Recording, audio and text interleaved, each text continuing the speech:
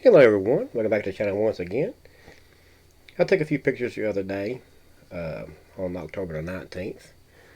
I went down to the Appalachian Powell Trail between Appalachia and Big Stone and took a few pictures.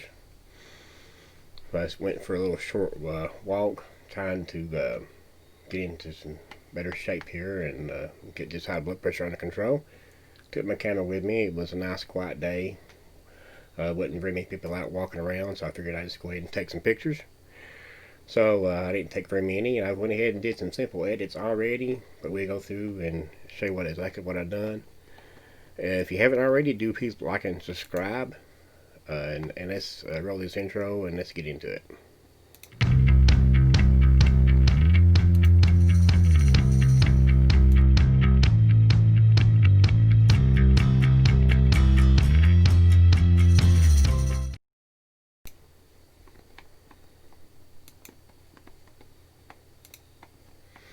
Alright, you can see here I've done opened these up in Lightroom already, and I've got them in groups already.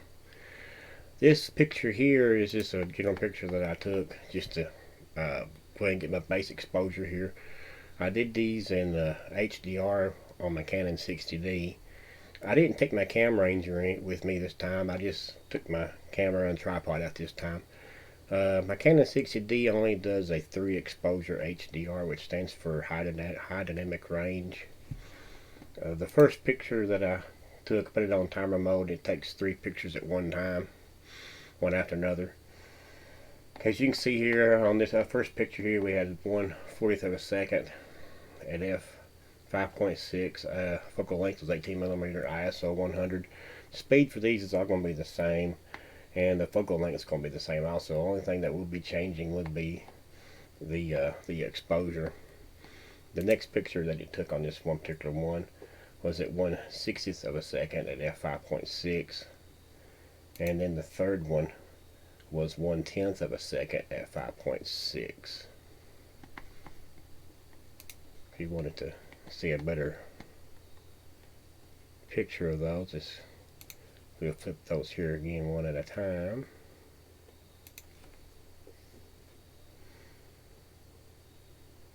Now I done merged these into a HDR picture, and this is what I went ahead and edited out for. But what we're going to do is we re-edit these again. Let's go ahead and select these 3 pictures. You can do this in Photoshop also, and some other standalone programs also will let you do a HDR. And you can get some presets in Lightroom for it also, which I don't have them installed in this system here at this time. We want to do a photo merge. We want to do HDR. We wait for it to do its merging there.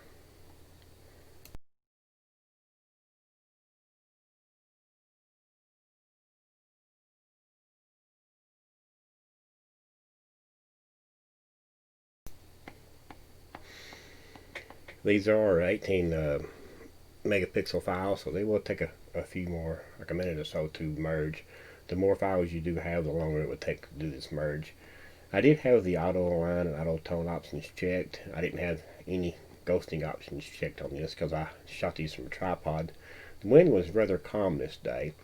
As you can see here from this picture and my other picture that I had, this picture's got more of orange into it. Let's go ahead and merge these so we can see them side by side.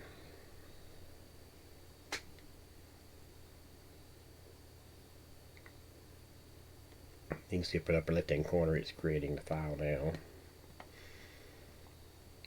And here it is. It renames it by itself. The other file there, you can see it's that one, and this other file it's 5402. As you see here, the only thing I really did do to this picture is I cooled it off some, as you can see back and forth. I didn't really do anything else to it except I bumped up the clarity, vibrance, and saturation on the two. They're both excellent pictures, but I just really wanted a little more blue in the clouds there, and instead of having more on the orange side there, I just cooled it off a little bit there.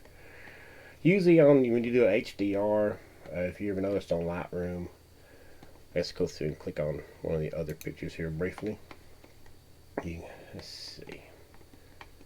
Let's just go ahead and reset this all together. On your slider settings on your exposure, you got like a plus or minus 5 on your range. But when you do a HDR, it combines your pictures together and it gives you a little more control over everything. It gives you like a minus and plus 10, which, you know, gives you more room to play with. You can do more colors and bring out more shadows, and it does improve a picture a whole lot. Yes, I probably could have went ahead and took one of the other pictures and edited it like that. You could do it that way, but of course, you know, it's entirely up to you. Let's go on over here to this next one here. This one, what I've done, I just turned the camera straight around from where I was at. Off to the right here, they had a little kids play area off to the right hand side of here. I got down next to that and took the picture. I didn't want to get that in the shot. Of course, you can see down here, I can zoom in, you can see a trash can. There's a wooden bench right there on this one.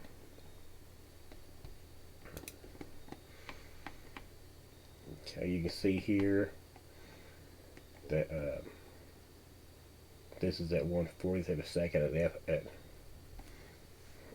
4.0, and that one's at 1/60th, and that one's at 1/10th of a second. And this here is the combined picture of all three of those on this one.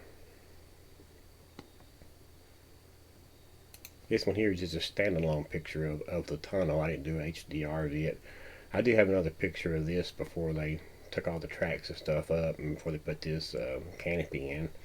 Of course, probably other photographers will agree to me they wish that this wasn't here, but of course, you know, due to safety reasons and they didn't want these rocks falling on anybody's heads, they put a canopy in there. But you could go through and Photoshop that out, you know, if you really wanted to, but I'm not going to. So, like I said, I already got a picture of it with the railroad track still intact with the canopy not even there, which I like very, very much. This next picture here is on down past that. I walked down a little bit further, not very far. I just turned straight around where it straightens out a little bit. People that's walked this trail before probably knows about where this was at. It's down past on the going toward the Big Stone side. Yeah, see, this picture here was at 1/10th of a second. This next one was at 1/40th. And there's a 0.4.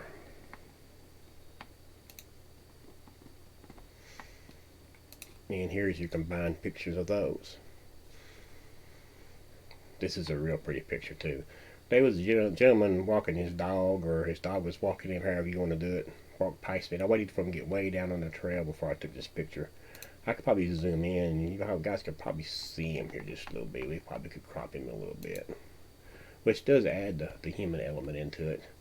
Can't tell who he is, so we won't get in no trouble for not having his permission or anything. So let's get him down here. So one thing about shooting raw, you can really zoom in on a picture and have all that data available. There you can see him. He's still way down there. There's a tree has fell, and they've cut part of it off down here. And I think it curves off down here where he's at. But so there you can see him. So let's reset that.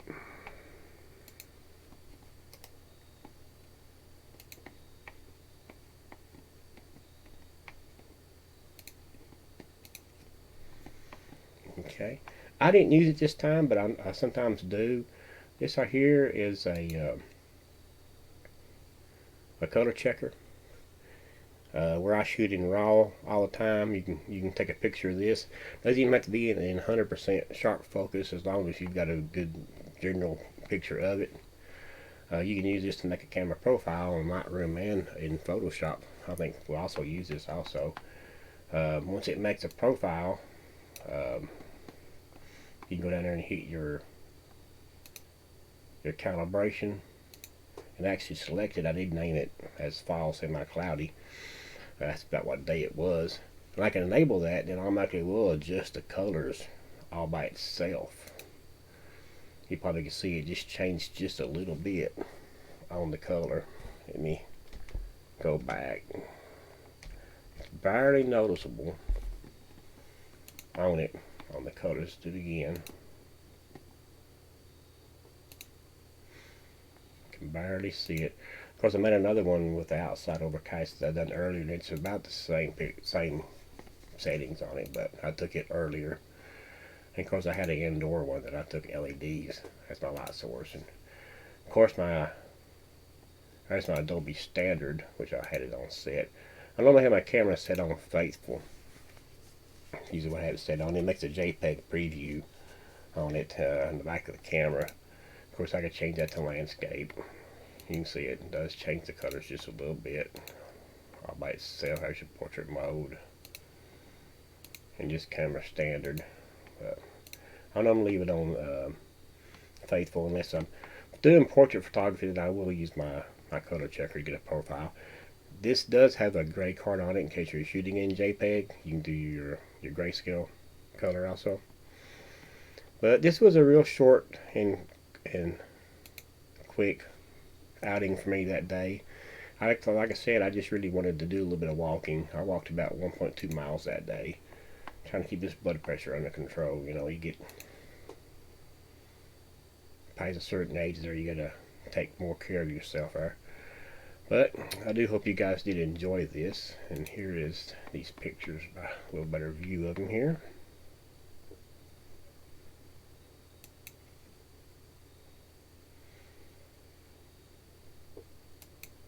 If you haven't already, do please like and subscribe to the channel. I would much appreciate it. And I do hope you enjoy this picture. I'm definitely going to be taking more pictures here pretty soon. And I'm still working on my studio space. So thanks for watching, and you guys have a nice, wonderful day, night or evening, wherever you're from. And as always, comments are welcome. And thank you very much for watching.